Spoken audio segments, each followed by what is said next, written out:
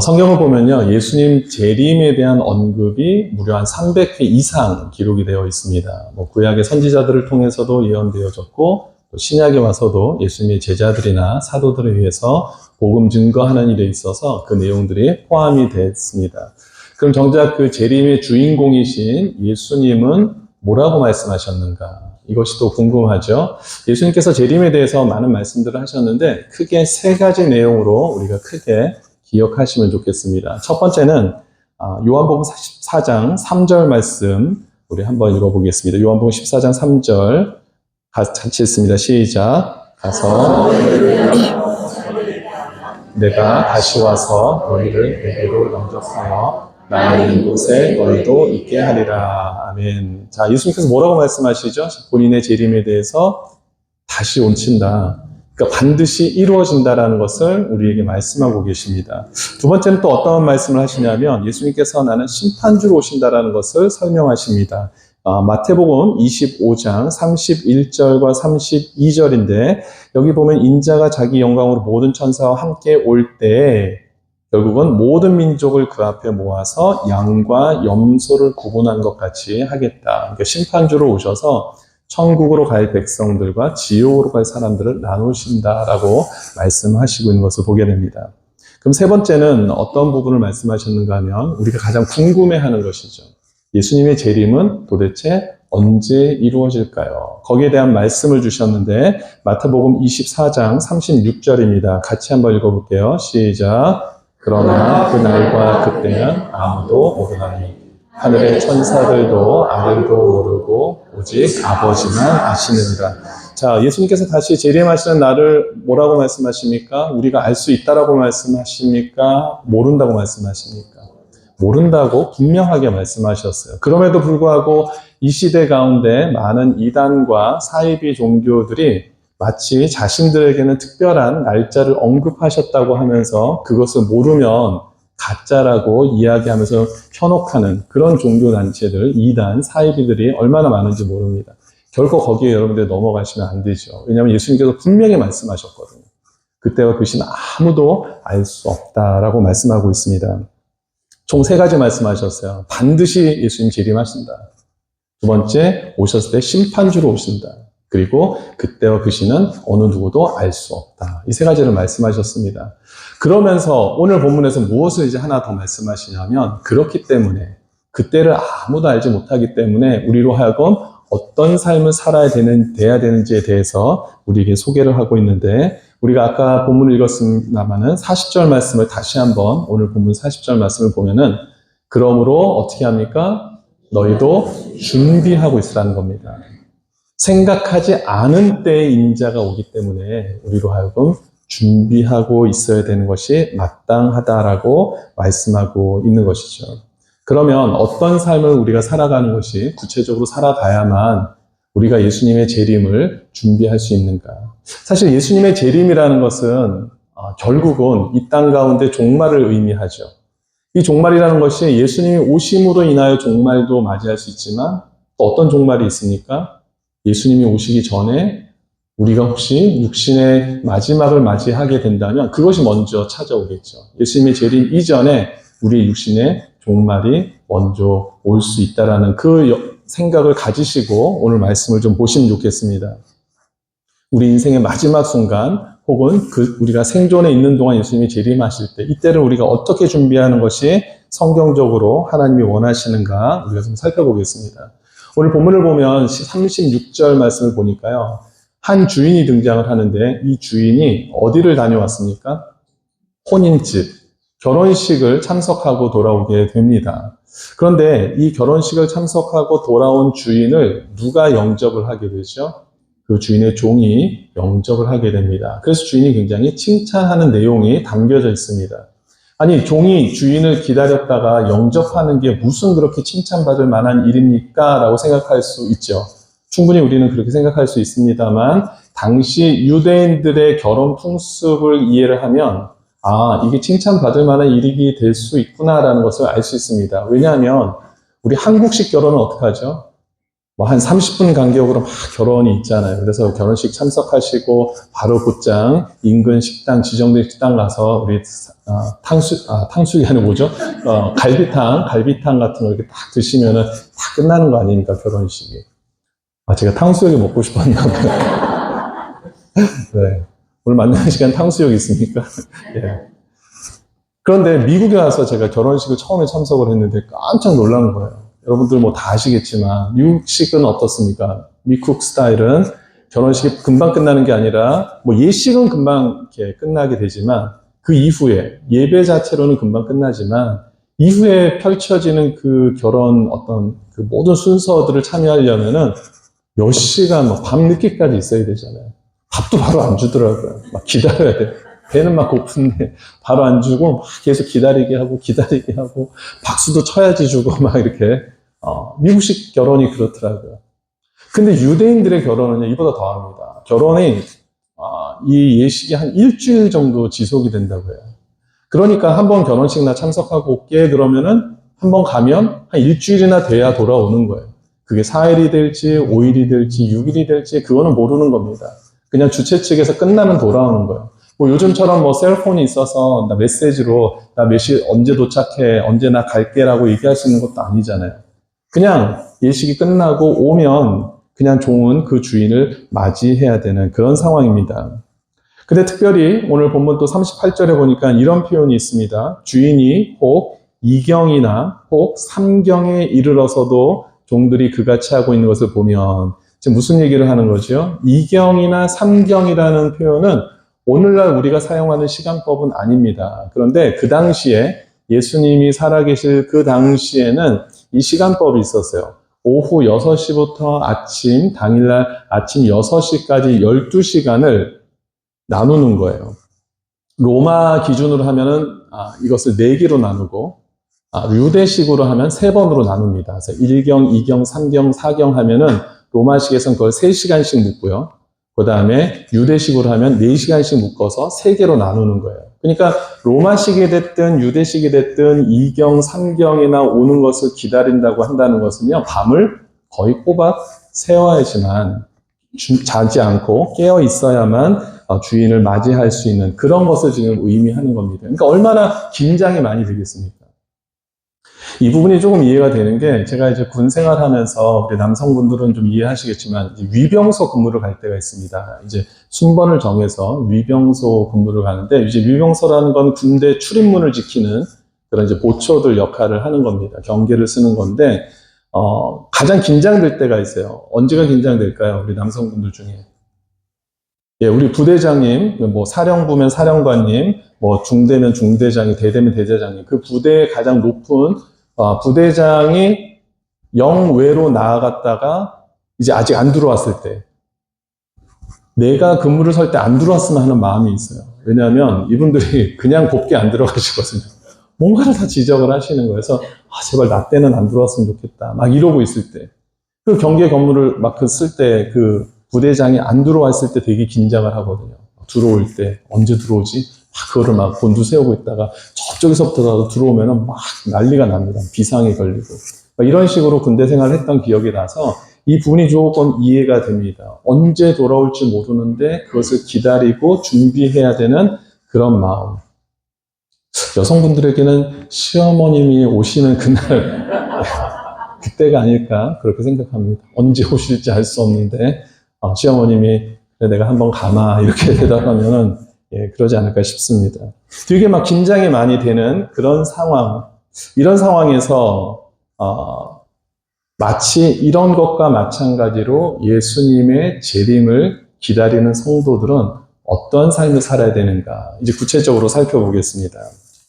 자, 첫 번째는 우리의 일상의 삶에서도 늘 주님을 인식하며 살아가야 된다는 것을 성경은 우리에게 강조하고 있습니다. 그러니까 예수님의 재림의 날이 언제인지 몰라요. 하지만 우리 일상의 삶에서 늘 주님을 인식하며 살아가라는 말씀을 성경에서 우리에게 한결같이 하고 계십니다. 오늘 본문 35절을 보니까 이 종의 모습을 가리키면서 허리에 무엇을 띄었습니까? 띠를 띄었대요. 당시에 뭐 여러분들 이제는 뭐 많은 자료들을 보셔서 아시겠지만 유대인들의 옷은 그냥 정말 그냥 하나의 원피스 같은 겁니다. 통짜로 되어 있는, 그러니까 목 들어가는 구멍만 있고 손 빠져나올 수 있는, 뭐 손 빠져나올 수 있는 구멍도 없어. 그냥 이렇게 그냥 하나로 되어 있어요. 그래서 거기다가 허리띠를 묶어야만 어떤 일을 할 수 있는, 일을 할 수 있는 그런 조건이 좀 되는 그런 옷을 그 당시에 유대인들이 입었습니다. 오늘 제가 보니까 우리 최원 집사님이 거의 비슷한 옷을 입었던 것 같아요. 이렇게 통으로 되어 있는, 그래서 그것을 허리띠로 메어야지만 어떤 일들을 제대로 할 수 있는 그런 이제 복장인데, 띠를 떼고 있다라는 것은, 그러니까 이 종이 어떤 준비가 되어 있다라는 겁니까? 그렇죠. 어떤 일을 맡기든지 간에 다 준비가 되어 있다. 그러니까 완벽하게 갖춰져 있다. 주인이 뭘 명령하시든 그 일들을 할 수 있는 그런 준비를 갖춰놓은 상태를 이야기하고 있습니다. 근데 한 가지 궁금한 것이 있습니다. 그러면 이 명령이, 이 허리에 띠를 띠라는 명령이 주인이 있을 때만 하라는 겁니까? 주인이 없을 때도 이렇게 종이 했다라는 얘기입니까? 그렇죠. 주인이 있든 없든, 주인이 그 자리에 머물고 있든 머물지 않고 있든 간에 종은 항상 주인이 있든 없든 보든 안 보든 그 종의 신분으로서 그 역할을 다 감당해야 된다는 것을 우리에게 소개하고 있는 것이죠. 우리 그런 말 있잖아요. 연습은 실전처럼, 실전은 연습처럼, 뭐 이렇게 얘기를 하는 것이 있지 않습니까? 그러니까 우리가 신앙생활 하는 데 있어서 주님이 늘 언제나 우리와 함께 하신다는 것을 인식하고 살아간다면 사실 우리의 말과 행동에는요, 엄청난 변화가 있을 수밖에 없습니다. 우리가 무심코 하는 말들, 행동들, 정말 하나님 앞에서 여러분들이 감히 그렇게 할 수 있을까 싶을 정도의 모습들이 우리 있지 않습니까? 정말 하나님 계시는데 지금 말하는 이 표현들, 이 단어들, 내 행동들, 정말 하나님이 기뻐하실까? 두려운 마음들이 없으십니까, 혹시? 저는 종종 제 모습을 보면서도, 내가 또 오늘 하나님이 함께 하신 걸 인지하지 못했구나, 라는 생각을 할 때가 참 많이 있습니다. 근데 하나님께서는 우리에게 이 말세를 준비하는 것, 예수님의 재림을 준비하는 것은 뭐 특별히 별다른 어떤 새로운 것을 하라고 말씀하시는 것이 아니라 평상시에 우리 일상의 삶 속에서 언제나 주님이 함께하고 있음을 인지하는 그 모습으로 살아가라는 것을 강조하고 있습니다. 이런 골로새서 3장 22절과 23절 말씀 한번 같이 읽어보겠습니다. 시작. 종들아, 사람을 기쁘게 하는 자와 같이 인간만 하지 말고 오직 주를 두려워하여 성실한 마음으로 하라. 무슨 일을 하든지 마음을 다하여 주께 하듯 하고 사람에게 하듯 하지 말라. 여러분 어떠세요? 여러분 어떤 일들을 하는 데 있어서 하나님은 전혀 개의치 않고 어떤 사람의 시선만 우리가 피하면 되겠지, 그 사람만 없으면 되겠지 하면서 우리가 이야기하고 행동하는 일들이 얼마나 많습니까? 그것을 멈추라는 겁니다. 그리고 언제나 하나님이 지금 함께 하신다는 것을 인지하면서 늘 주께 하듯 하라. 사람을 의식하는 게 아니라 정말 늘 주께 하듯 하고 주님을 인식하며 살라고 말씀하시는 겁니다. 이것은 뒤에 오늘 본문 이후에 나오는 내용을 보면은 조금 더 이해가 되는데 12장 45절과 46절을 보면은 이런 표현이 있습니다. 만일 그 종이 마음에 생각하기를 주인이 더디오리라 하여서 남녀 종들을 때리며 먹고 마시고 취하게 되면, 지금 그 전제를 달고 있거든요. 그러니까 이 종이 만약에 혹시라도 주인이 나중에 오겠지라고 생각하면서 마음대로 살아가고 있다면 어떤 결과가 나타나냐면 생각하지 않은 날 알지 못하는 시각에 그 종의 주인이 이르러 놀라는 거죠. 어미 때리고 그 주인이 책망을 한다라는 겁니다. 우리 재림의 삶, 예수님의 재림을 믿는 성도의 삶이 바로 이래야 된다는 겁니다. 주님이 나중에 언젠가 오시겠지가 아니라 지금 나와 함께 하신다는 것을 인지하고 살아가라는 것을 성경은 계속 우리에게 말씀하고 있는 것이죠. 그래서 사도 바울이 우리에게 이런 말씀을 합니다. 로마서 13장 12절, 13절, 14절 말씀인데, 밤이 깊고 낮이 가까웠으니 그러므로 우리가 어떻게 됩니까? 어둠의 일을 벗고 무엇을 입습니까? 빛의 갑옷을 입으라는 겁니다. 이제 낮이 가까웠다라는 거예요. 그리고 13절, 낮에와 같이 단정히 행하고 방탕하거나 술 취하지 말며 음란하거나 호색하지 말며 다투거나 시기하지 말라. 오직 주 예수 그리스도로 옷을 입고 정욕을 위하여 육신의 일을 동하지 말라. 사도 바울이 그래서 이런 얘기를 하는 거예요. 특별한 것을 준비하라는 게 아니라 예수님의 재림, 우리 육신의 종말을 준비하는 것은요, 대단한 어떤 영적으로 정말 놀라운 일들을 우리가 기대하고 준비하라는 게 아니라 우리 일상의 삶에서 하나님이 원하시는 일들을 하며 사는 것이 가장 좋은 준비의 모습임을 여러분 믿으시기 바랍니다. 두 번째는 어떤 준비를 우리가 해야 되느냐? 영적으로 우리로 하여금 깨어있으라고 명령하고 있습니다. 오늘 본문 37절을 보니까 이 종이 주인을 맞이할 수 있었던 이유는 바로 깨어있었던 것이죠. 깨어있기 때문에 주인을 맞이할 수 있었던 거예요. 그리고 앞으로 올라가서 35절을 봐도 등불을 켜고 서 있으라라는 말씀이 있습니다. 이런 등불은 왜 필요합니까? 이미 밤이 되었으니까. 보일 수가 없으니까. 그러니까 밤새도록 등불을 켜고 있다라는 겁니다.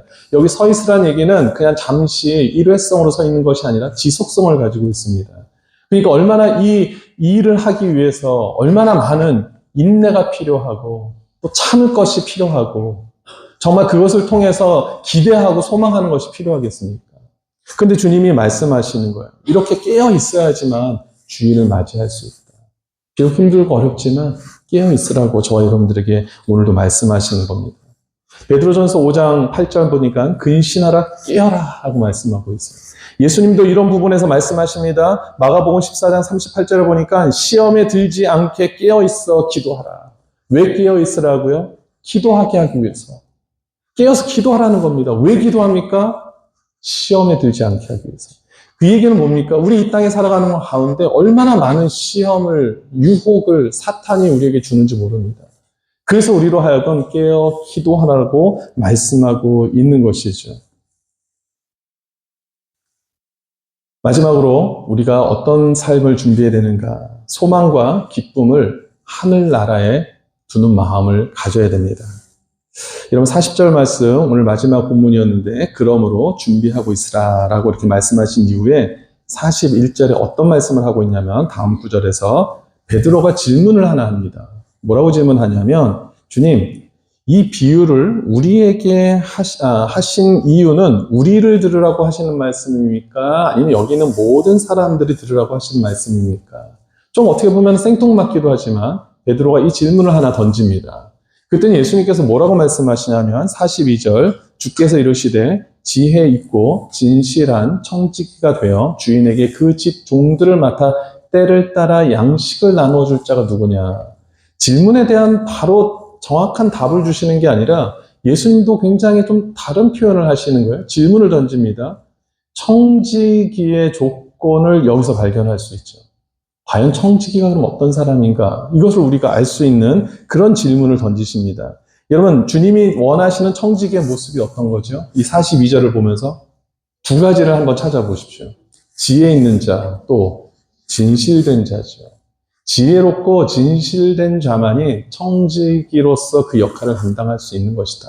그러니까 귀 있는 자는 들으라는 겁니다. 지금 이 비유를 통해서 우리가 어떻게 살아가야 되느냐? 지혜롭고 또 진실된 삶을 살아가는 것이 하나님이 원하시는 주인을 기다리는 종의 모습이다라고 말씀하고 있습니다. 여러분, 이 지혜와 진실, 이런 모든 것들을 갖춘 사람들은요, 어떤 삶을 살게 될까요? 이 땅이 모든 것이 아니라는 것을 너무나 알게 되겠죠. 하늘의 지혜를 가지고 살아가는 사람들은 이 땅에서 내가 모든 것들을 완수하는 삶을 사는 것이 아니라 이 땅에서 모든 것들을 끝장내려고 하는 삶을 사는 것이 아니라 정말 영적인 지혜와 진실이 있는 사람은 하늘나라의 소망을 두고 이 땅 가운데서 우리에게 주어진 모든 시간들은 주님 앞에 갈 그 날을 준비하는 시간이라는 것을 알게 되겠죠. 여러분 이러한 지혜와 진실된 마음이 있으십니까? 한번 정말 여러분 가슴에 손을 얹고 한번 스스로 한번 답을 해보십시오. 여러분은 정말 이 땅에서 무엇인가를 다 이루기 위해서 지금 살아가고 계십니까? 아니면 하늘나라의 주님을 만나는 그 시간들을 준비하는 것을 위해서 살아가고 계십니까? 네. 속으로 답을 하셔도 되는데 이렇게 너무나 또 감사하게 이렇게 답을 다뤄주셨어요. 여러분, 이것이 정말 중요합니다. 여러분, 이것이 되지 않으면 여러분 지금 준비되고 있지 않다는 것을 여러분 깨달으셔야 돼요. 여전히 이 땅에서 내가 높아져야 되고, 여전히 이 땅에서 내가 소유해야 될 것이 많고, 내가 여전히 이 땅에서 아직 누려야 될 것이 많은 것을 생각하면서 살아가고 있다면, 그것을 위해서 더 바둥바둥 살아가고 있다면, 여러분 지금 주님 오실 날을 준비하고 있지 못한 상태입니다. 주님 재림을 준비하고 못한 상황이고, 그뿐만 아니라 여러분 죽음이 당장 닥쳐왔을 때, 여러분 그 죽음을 준비하지 못한 상태라는 것을 여러분도 깨달으셔야 돼요. 여러분, 지혜와 진실된 사람은 어떤 마음으로 살아갈 수밖에 없냐면 진정한 축복과 상급이 하늘나라에 있음을 늘 잊지 않는 삶을 살아가게 되는 줄 믿습니다. 히브리서 10장 36절에 보니까 이런 말씀이 있습니다. 너희에게 인내가 필요함은 너희가 하나님의 뜻을 행한 후에 약속하신 것을 받기 위함이라. 왜 이 땅 가운데 우리가 인내가 필요합니까? 신앙 가운데 왜 그 고통을 이겨나가면서 믿음을 지킵니까? 그것은 하나님의 뜻을 행한 후에 하나님께서 약속하신 것을 받을 것을 알기 때문이죠. 여러분, 이것이 지혜라는 겁니다. 성경이 말하는 지혜를 여러분들이 다 갖고 계시기를 주님의 이름으로 축원드립니다. 또 디모데후서 4장 8절에 사도 바울이 이런 고백을 합니다. 이제후로는 나를 위하여 의의 면류관이 예비되었다. 내가 받아야 될 면류관은 이 땅에서 받는 것이 아니라 하늘나라에서 주님으로부터 받는 것이다라는 것을 사도 바울은 알았기 때문에 그 세상의 많은 명예, 부귀, 영화, 그 모든 것들을 다 버려버리고 주님만 따라가는 것 아닙니까? 이것을 깨달을 수 있으니까. 여러분, 주님을 준비하는 것은 다른 것이 아닙니다. 재림을 준비하는 것, 여러분 인생의 마지막 종말을 준비하는 것은 다른 데 있는 것이 아니라 바로 이 사실을 깨닫는 거죠. 내가 천국에서 주님으로부터 받을 그 면류관을 생각하며 그것을 내 인생의 소망으로 생각하고 기쁨으로 여기며 살아갈 때 여러분 그것을 주님은 그래 잘했다 충성된 종이라고 말씀하신다라는 겁니다. 여러분 이 말씀 한번 잘 들어보십시오. 여러분 아시는 말씀인데 요한복음 11장 25절과 26절 같이 한번 읽어보겠습니다. 시작. 예수께서 나를 믿는 자는 죽어도 살겠고 그는 살아서 나를 믿는 자는 영원히 죽지 아니하니 이것을 내가 믿는다. 여러분 지금 25절에서 뭐라고 말씀하고 있습니까? 나를 믿는 자는 죽어도 산다라는 거예요. 근데 26절 보겠습니다. 살아서 나를 믿는 자는 영원히 죽지 아니한다라는 겁니다. 여러분 이것이 강조하는 것이 무엇일까요? 이것이 강조하는 게 뭘까요? 우리가 죽음을 준비하는 것, 천국을 준비하는 것은 언제까지만 가능하다는 것일까요? 육신이 살아있을 때. 여러분 죽고 나면은 그때서는 후회밖에는 돌이킬 수는 없는 여러분 그 길을 걸어가시는 거거든요. 살아있을 때. 우리 호흡이 남아있을 때 이것을 준비해야 된다는 겁니다. 우리에게 기회가 천년만년 있다라고 착각하고 살아가는 분들이 너무 많아요. 회개해야 될 타이밍에 회개하지 못하고 여전히 살아가는 많은 사람들이 있습니다. 그런데 성경은 우리에게 분명하게 말씀하고 있어요. 이 모든 준비가 언제 이루어져야 되느냐? 우리에게 호흡을 주셨던 그 시간 안에 우리는 준비해야 된다라고 성경은 말씀하고 있습니다. 세상 사람들처럼 그냥 주어진 시간, 주어진 에너지, 주어진 어떤 그런 물질, 재능 이런 걸 가지고 나의 유익을 위해서 이것에 더 큰 가치를 두고 살아가다 보면 우리가 그 기회를 놓칠 수 있다는 것을 경고하는 메시지입니다. 아브라함 링컨이 이런 이야기를 했다고 합니다. 나에게 나무를 자르는데 6시간이 주어진다면 나는 4시간을 도끼를 가는 데 사용할 것이다 라고 이야기를 했대요. 충분히 이해가 되는 말입니다. 어디에 가치를 두느냐. 똑같은 6시간이 주어지지만 내가 그 시간을 어떤 것에 가치를 두고 우선순위에 둬서 사용하느냐에 따라서 결과물이 달라질 수 있다는 것을 에브라함 링컨이 얘기를 했는데 여러분 우리 성도들에게도 마찬가지입니다. 우리에게 하나님께서 주신 에너지, 건강, 생명, 은혜, 축복, 물질의 축복, 건강의 축복, 지식의 축복, 지혜의 축복 이 모든 것들을 우리가 어디를 향해서 사용하는가 이것은 우리의 선택이죠. 저와 여러분들의 선택입니다. 근데 그것을 정말 하늘나라, 우리가 죽어서 가야 되는, 이제 정말 영원토록 살아야 된 그 천국을 준비하는데 여러분들 얼마나 사용하고 계십니까? 그러기 위해서 정말 하나님의 기쁨이 되는 삶을 살기 위해서 얼마나 여러분 몸부림치고 계십니까? 오늘 그것을 좀 살펴볼 수 있게 되기를 바랍니다. 여러분 인생의 소망을 이 땅 가운데 두는 사람은 어떻게 해서든지 이 땅 가운데 뭔가를 이루어보려고 힘쓰고 애쓰다가 그냥 죽음을 맞이할 것입니다. 그런데 하늘나라의 소망을 두고 살아가는 사람들은 오히려 이 땅의 모든 것들을 사도 바울처럼 내려놓는 것을 아까워하지 않을 것입니다. 그리고 주님 기뻐하시는 삶이 무엇인지를 어떻게 해서든지 몸부림치며 살아내려고 노력할 것입니다. 주님 앞에 인내를 구하고 오래 참음을 구하면서 주님 제가 이 믿음 끝까지 가져갈 수 있기를 원합니다라고 간절히 소원하면서 그렇게 나아갈 줄 믿습니다.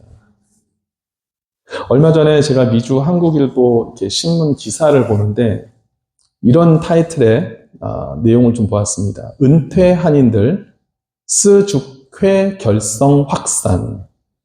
스죽회가 뭔지 아세요? 무슨 죽 이름 같기도 하고 무슨 생선회 이름 같기도 하고 스죽회. 이게 뭔가 봤더니요. 다 쓰고 죽겠다. 그래서 이런 마음을 가진 사람들의 모임 연합이래요. 그래서 스즈크의 결성이 막 확산되고 있다는 겁니다. 그러니까 예전에는 우리 어르신 부모 세대들이 재산을 우리 자녀들한테 어떻게 하면 더 물려줄까 여기에 관심을 가졌는데 요즘 이제 신세대 부모님들은요 어떻게 하면 내가 번 돈 내가 다 쓰고 죽을까 이거에 많은 관심을 갖고 그렇게 산다는 거예요. 이런 모습을 보면서 우리 정말 다 쓰고 죽을 수밖에 없죠. 다 쓰고도 못 죽을 수 있지 않습니까? 그런데 우리 무엇을 위해서 다 쓰고 죽어야 되는가? 그럼 정말 심각하게 우리가 생각해 봐야 되지 않겠습니까? 이 기사에 나왔던 그런 내용처럼 그냥 내가 더 즐기기 위해서 내 인생을 좀 더 인조이하기 위해서 쓰고 죽는 그건 너무나 아깝잖아요. 정말 하늘나라의 소망을 두고 내가 주님을 위해서 모든 것을 다 쓰고 녹슬어서 사라지는 인생이 아니라 닳아서 사라지는 주님께 드려서 주님께서 사용하셔서 닳아서 사라지는 그런 인생이 되기를 꿈꾸시기를 주님 이름으로 축원드립니다. 이제 말씀을 정리합니다.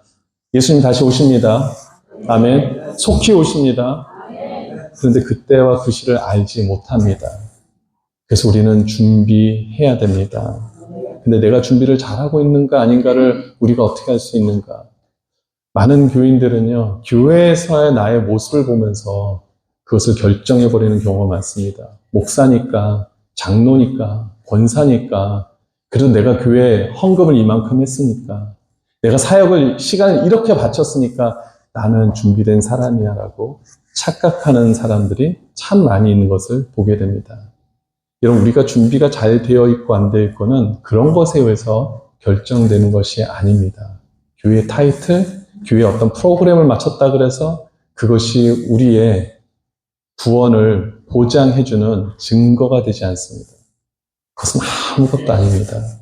성경이 오늘 우리에게 계속 말씀하시는 거, 그건 아무것도 아니다. 무엇으로 우리가 알 수 있습니까? 우리의 삶의 모습을 통해서. 이것이 정말 하나님 자녀다운 삶인지, 믿음을 가진 자의 삶인지, 우리가 스스로 그것을 볼 수 있는 그런 영의 분별력이 있게 되기를 주님 이름으로 축원드립니다. 나는 목사니까, 장로니까, 권사니까 그것을 통해서 여러분들이 구원받은 것을 입증할 수 없다는 사실을 기억하시기 바랍니다. 여러분 어떤 사람이요 천국에 갔대요. 천국에 갔는데 정말 생전에 말씀을 통해서 들은 것처럼 천국에 갔던 예수님께서 너무나 따뜻하게 맞아주셨다는 거예요. 근데 며칠 뒤에 보니까 목사님이 오셨대요. 목사님 천국에 갔더니 예수님이 막 발벗고 나셔가지고 막 껴안고 부둥켜 안고 너무 기뻐하신다는 거예요. 근데 자기를 환영했을 때하고 그 목사님 환영했을 때하고 너무나 차이가 나니까 좀 기분이 나빴대요. 그래서 예수님 이럴 수가 있습니까? 저나 목사님이나 왜 이렇게 차별을 두십니까? 그랬더니 예수님이 그런 말씀을 하셨대요. 그래. 너무 오랜만에 목사가 들어와서 내가 너무 반가워서 저거 좀 나도 모르게 그렇게 했다고. 여러분, 우리의 교회 직함이 우리의 믿음을 보여주는 것이 아닙니다. 우리 교회의 어떤 타이틀이 우리 믿음의 레벨을 말해주는 거 아닙니다. 그리고 우리가 분명히 우리 제자반도 하고 사역반도 하고 계시지만 죄송한 말씀이지만 그것으로 우리 믿음이 결정나는 것이 아닙니다. 도움이 되겠죠. 더 성장하고 성숙할 수 있는 도구가 되겠죠. 사실 그것이 다가 아니라 우리 일상의 삶을 보면 반드시 나타나게 되어 있습니다. 이게 정말 믿음 있는 사람으로서 할 모습인가 아닌가 그것을 볼 수 있게 되기를 바랍니다. 야고보서 2장 14절에 이런 말씀이 있죠. 내 형제들아 만일 사람이 믿음이 있노라 하고 행함이 없으면 무슨 유익이 있으리요. 그 믿음이 능히 자기를 구원하겠느냐. 이 말씀에 많은 오해가 있는 게 믿음으로 구원을 받지 못한다라는 그 구절로 증거 구절로 이것이 사용되는 것이 너무 안타깝습니다.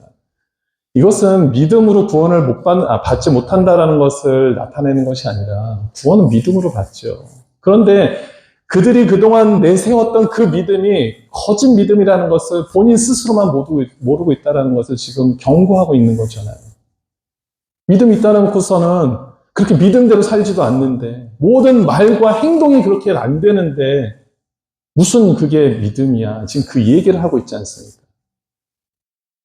이건 여러분들에게 하나님이 주시는 경고의 메시지입니다. 만일 사람이 믿음이 있노라 하고 행함이 없으면 나의 모든 말과 행동에 있어서 정말 예수 그리스도가 기뻐할 만한 모습이 아니라면 이게 도대체 너가 말한 그 믿음으로 무슨 구원을 얻겠냐 지금 그 얘기를 하고 있는 것이죠. 예수님께서도 이 부분에 대해서 분명히 말씀하시잖아요. 마태복음 7장 21절과 22절 쭉 나오는 부분에 보면 나더러 주여 주여 하는 자가 다 천국에 가는 것이 아니라는 겁니다. 주여 주여는 외칠 수 있다라는 겁니다. 허공에 떠나도는 그냥 메아리처럼 울릴 수 있다라는 거예요. 그런데 누가 천국에 들어갈 수 있느냐? 아버지의 뜻대로 주님이 기뻐하신 대로 살아가는 자들, 그 자들이야말로 천국에 갈 수 있다. 심지어는 22절을 보니까 그날에 많은 사람이 나더러 이르되 주여 주여 우리가 주의 이름으로 선지자 노릇하고 주의 이름으로 귀신을 쫓아내며 주의 이름으로 많은 권능을 행하지 아니하였나이까 하리니 이런 보여지는 그런 놀라운 기적을 행했다 그래서 그것도 천국에 들어갈 수 있는 증거가 되지 않는다. 그 얘기를 하고 있죠. 하늘에 계신 내 아버지의 뜻대로 행하는 자가 천국의 주인이 될 수 있는 줄 믿습니다. 여러분 이렇게 우리가 인내하고 힘들지만 끝까지 정말 주님이 원하시는 기뻐하시는 삶을 살아갈 때 얼마나 큰 하나님의 그 은혜와 축복이 쏟아지는지를 오늘 37절에서 보여주고 있습니다. 37절 같이 한번 읽어봅니다. 오늘 본문 37절 말씀 시작. 주인이 와서 깨어 있는 것을 보면 그 종들은 복이 있으리로다. 내가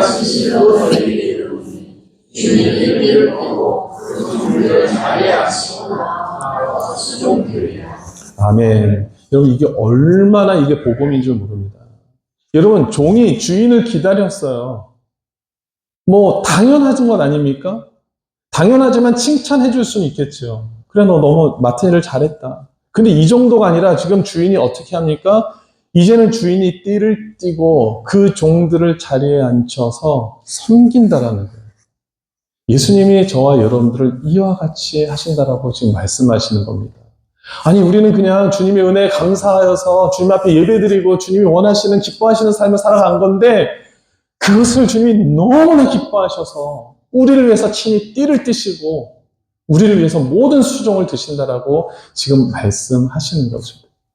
이건 마치 탕자의 비유에 나오는 것처럼 그 둘째 아들의 모든 재산을 탕진하고 돌아왔지만 아버지가 그 아들을 징계하고 나무라는 것이 아니라 멀리서부터 아들인 것을 보고 후다닥 뛰어나와서 그를 끼안고 입을 맞추고 반지를 끼워주고 신발을 바꿔주고 옷을 다시 갈아입히고 잔치를 베풀어서 그 아들을 환영하고 그래 사랑하는 내 아들아 라고 만져주신 것처럼 저와 여러분들을 이와 같이 인정하시고 축복하신다라고 말씀하십니다.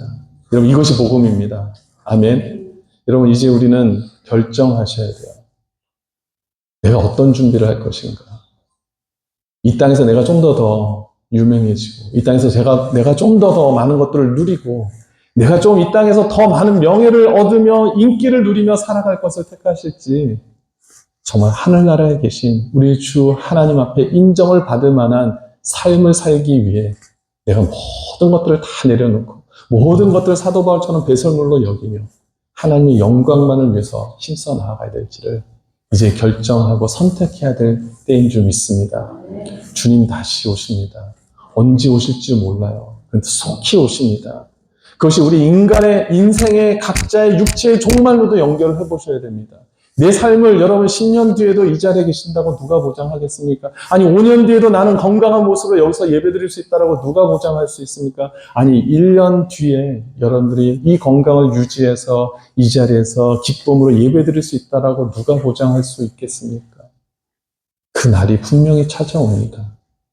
그때를 우리가 잘 준비하여서 하나님께 영광 올려드리는 우리 믿음의 삶을 살아가는 우리 사랑하는 성도님들 되시기를 주님의 이름으로 축원드립니다. 아멘.